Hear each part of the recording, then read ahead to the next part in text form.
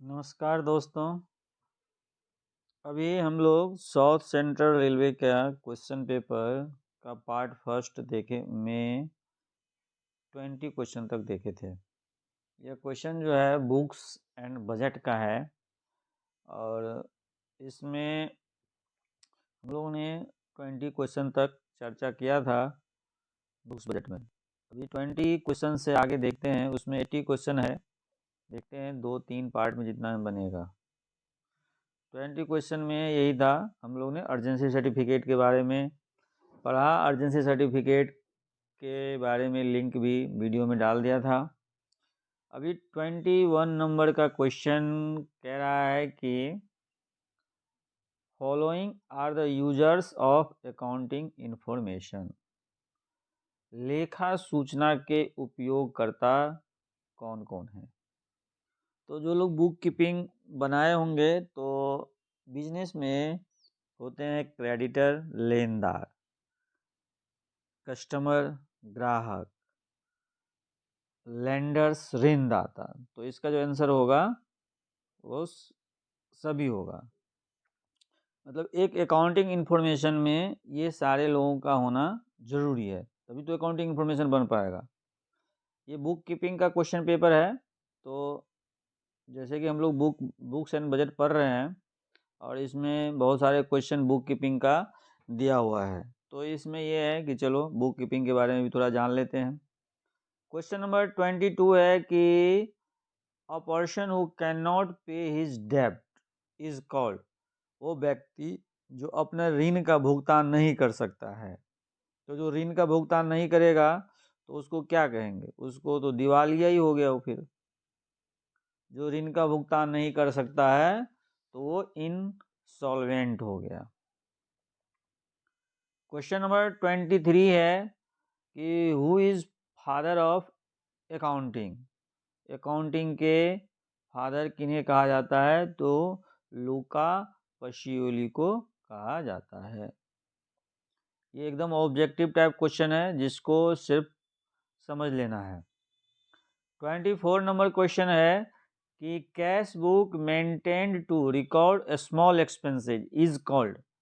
जैसे cash book में अलग अलग टाइप के कैश बुक रिकॉर्ड किया जाता है बिजनेसमैन के द्वारा, तो जो छोटे खर्चे को रिकॉर्ड करता है तो उसको बोलते हैं पेटी कैश बुक। तो कैश बुक जो छोटे स्मॉल एक्सपेंसेस को रिकॉर्ड करता है तो उसको बोला जाता है पेटी कैश बुक। 25 नंबर का क्वेश्चन है कि for each and every debit there must be corresponding credit is the principle of. मतलब प्रत्येक डेबिट के लिए उसके अनुरूप क्रेडिट होना चाहिए। मतलब जितना डेबिट किए उतना क्रेडिट। जैसे हम कोई सामान खरीद के लाए, तो खरीद के लाए तो हमारा कैश गया तो कैश, और सामान आया तो सामान डेबिट और कैश क्रेडिट। जो अकाउंटिंग का रूल्स है, 3 प्रिंसिपल है अकाउंटिंग करने का, तो इसमें इसको कहा जाता है डबल एंट्री सिस्टम। डेबिट के अगेंस्ट में जो क्रेडिट एंट्री की जाती है उसको कहा जाता है डबल एंट्री सिस्टम। 26 नंबर का क्वेश्चन है कि the primary object of book keeping is to ascertain accurately. Book keeping का प्रमुख उद्देश्य क्या है? तो बुक कीपिंग का क्या क्या इसमें दिया हुआ है? The amount he has gained और लॉस्ट इन द बिजनेस। वह राशि जो उसने व्यवसाय से लाभ या हानि के रूप में प्राप्त की है, तो बुक कीपिंग में वो भी दिखाना होगा। दूसरा, the amount of his assets liabilities and capital in the business. व्यवसाय में उसकी क्या संपत्ति है, क्या लाइबिलिटी है, क्या कैपिटल है, तो वो भी दिखाना होता है बुक कीपिंग में। और तीसरा नंबर का है कि what amount is owing to him by each of his debtors creditor.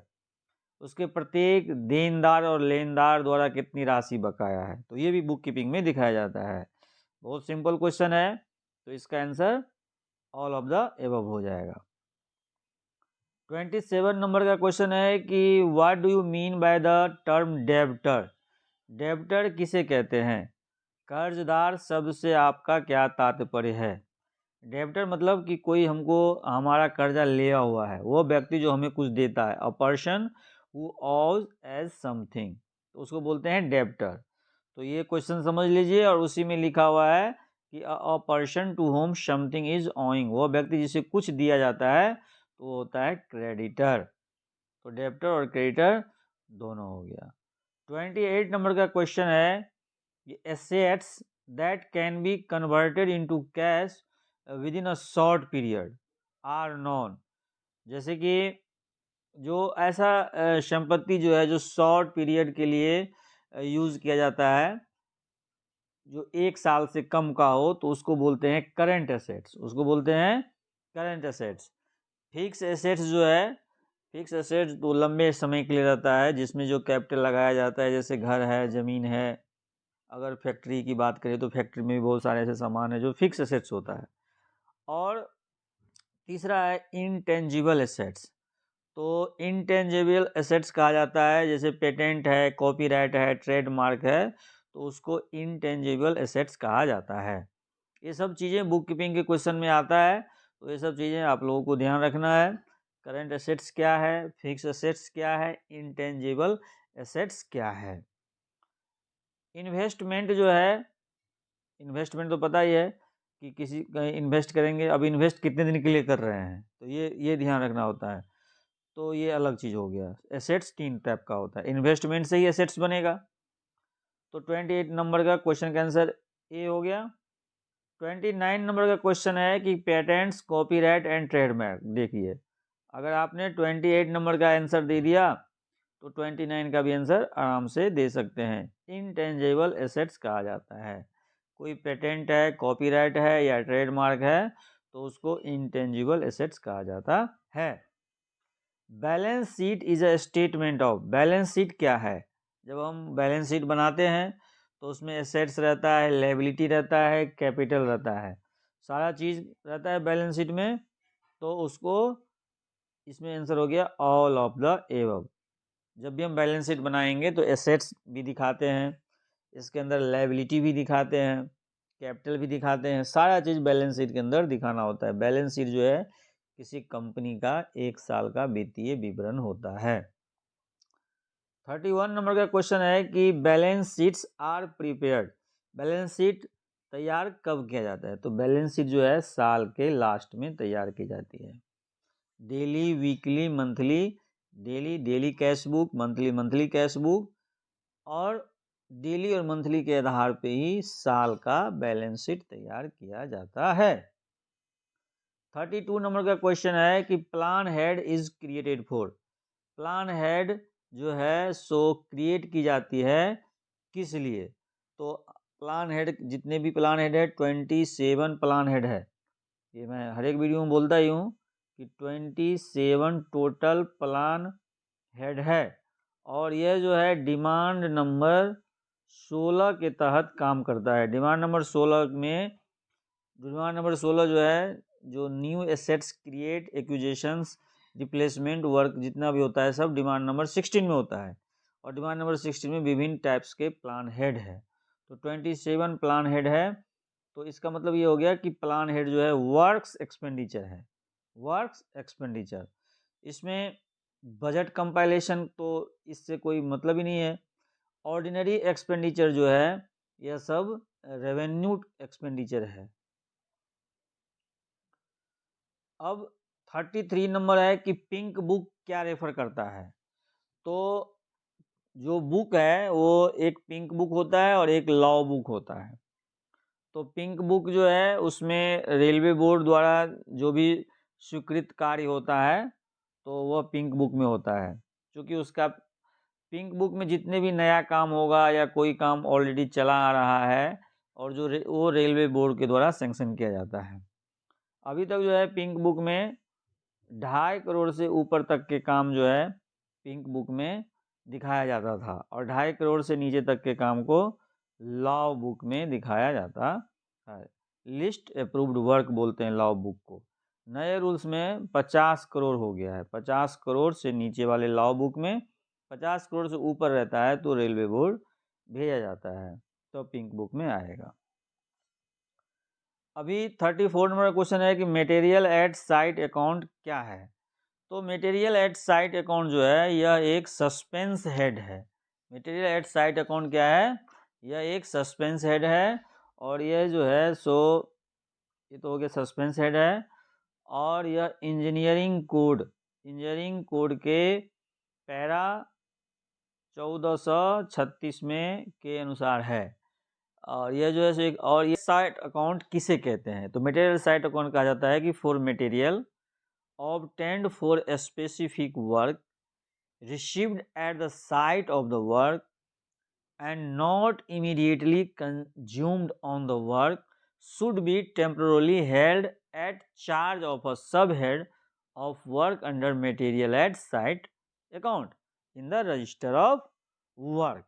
मतलब मटेरियल जो किसी काम के लिए लाया गया और जहाँ पर काम हो रहा है उस साइट पे रखा, और वह काम में अभी उस सामान का इमीडिएटली यूज नहीं हो रहा है, तो तब तक उसको मटेरियल एट साइट अकाउंट में रखा जाएगा।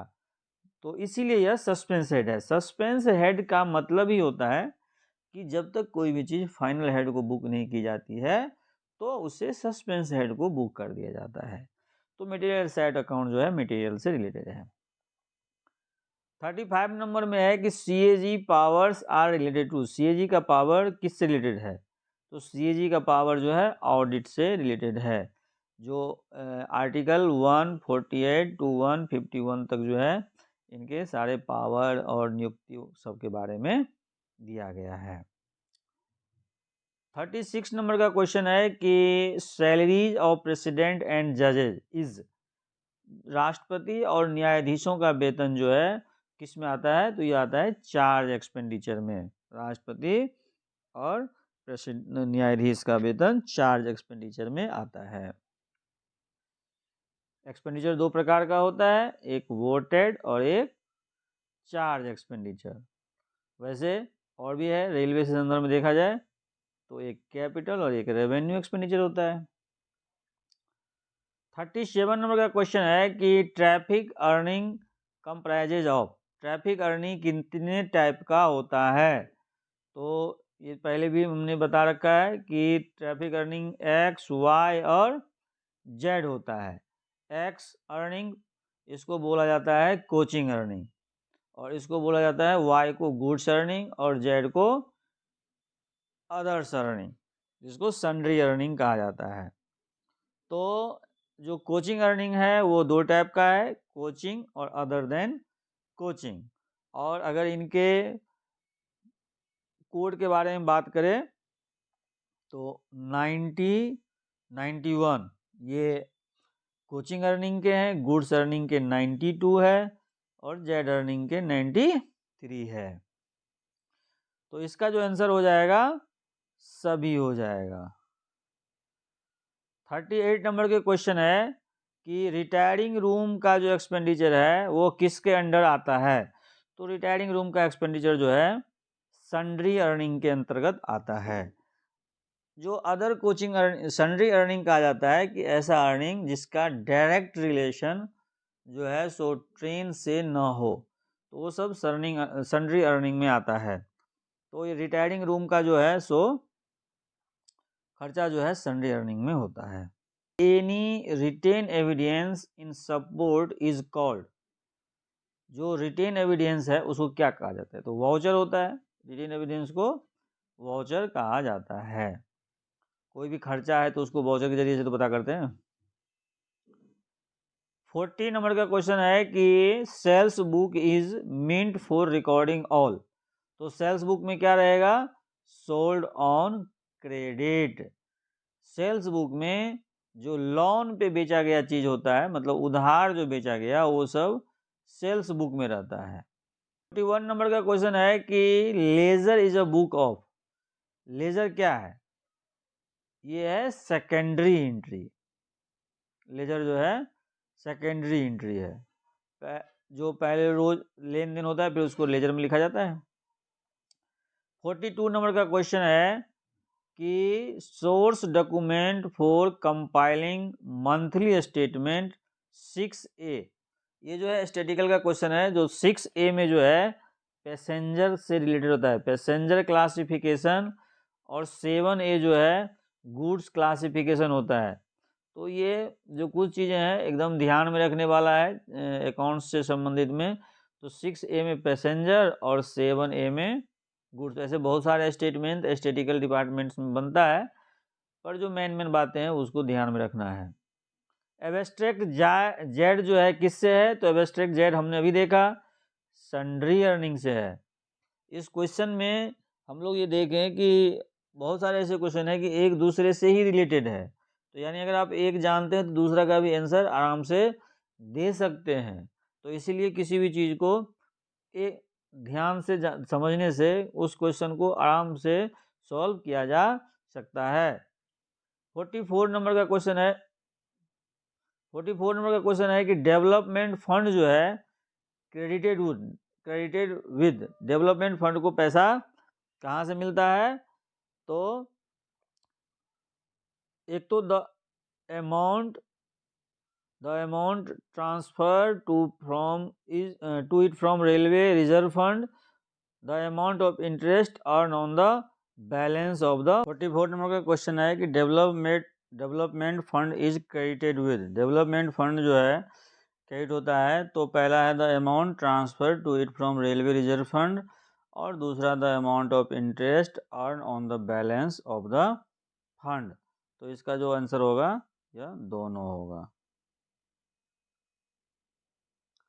45 नंबर का क्वेश्चन है improvement and alterations to existing quarters are known as. तो उसको क्या कहा जाता है? तो कहता है लेबर वेलफेयर वर्क। इसमें जो स्टाफ एमिनिटीज है यह प्लान हेड का नाम है, स्टाफ एमिनिटीज।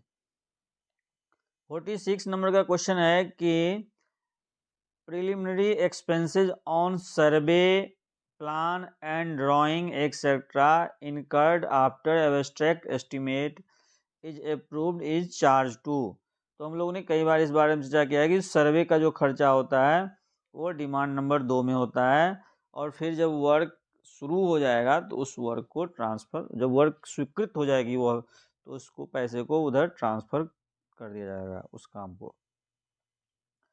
47 नंबर का क्वेश्चन है कि RRSK इज बीइंग इम्प्लीमेंटेड। तो RRSK जो है 2017-18 में 1 लाख करोड़ के साथ शुरुआत किया गया था, और जिसमें प्रावधान किया गया 20,000 करोड़ पर ईयर खर्च करने का।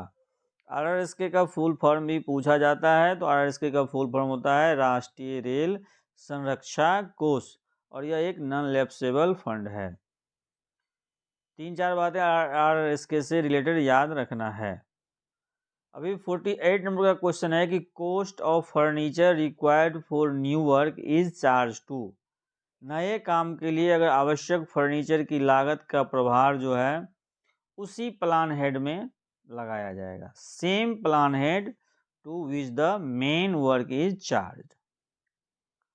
49 नंबर क्वेश्चन है कि major SNT projects are charge to. SNT का जो प्रोजेक्ट होता है सेफ्टी रिलेटेड होता है, तो सेफ्टी रिलेटेड प्रोजेक्ट जो है DF4 में होता है। DF4 में सेफ्टी रिलेटेड काम होता है। और भी है सेफ्टी रिलेटेड काम, RRSK में भी होता है, RSF में भी होता है, बाकी इसमें DF होगा। DRF में होता ही नहीं है, कैपिटल में नया काम ही होता है, SRSF आजकल चलता ही नहीं है, तो इसलिए। 50 नंबर का क्वेश्चन है operating expenses of fuel is booked to which demand. तो सभी 16 डिमांड का नाम याद रखना है, और इसमें पूछा गया है कि फ्यूल का खर्चा कौन से डिमांड में होता है? तो फ्यूल का खर्चा जो है डिमांड नंबर 10 में होता है। तो इस तरह जो है हम लोग अभी 50 क्वेश्चन तक देखे। अब इसमें जो है ऑब्जेक्टिव टाइप क्वेश्चन में जो है टोटल 80 क्वेश्चन है, तो 30 क्वेश्चन का अलग से एक और पार्ट बना देंगे। बाकी ये शॉर्ट नोट वगैरह है, इस सब के बारे में हम लोग ऑलरेडी बात करते ही रहते हैं, जैसे development fund, statutory audit, demand recoverable, contingency fund, already पिछले वाले वीडियो में भी बात करते रहते हैं। तो आप लोग सभी वीडियो को ध्यान से सुनिएगा, तो एक दूसरे से सारे वीडियो रिलेटेड ही रहता है, तो आप लोगों को इस तरह परीक्षा की तैयारी में बहुत ही आसानी हो जाएगी। तो आप लोग को अच्छा लगे तो इसको शेयर कीजिएगा, लाइक कीजिएगा। आप सभी को बहुत बहुत धन्यवाद।